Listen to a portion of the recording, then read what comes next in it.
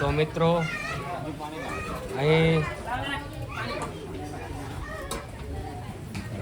જમવાની પણ મહાપ્રસાદનું પણ આયોજન આજે કરવામાં આવેલ છે.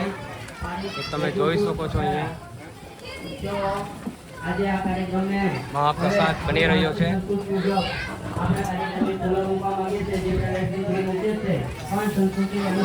કાકા તમે શું બનાવી રહ્યા છો? આ દાળ બનાવી રહ્યા છો? બરાબર. કાકા કેટલા વર્ષો થઈ ગયા તમને દાળ બનાવતા? મને 7-8 વર્ષ થઈ ગયા. 7-8 વર્ષથી દાળ બનાવો છો?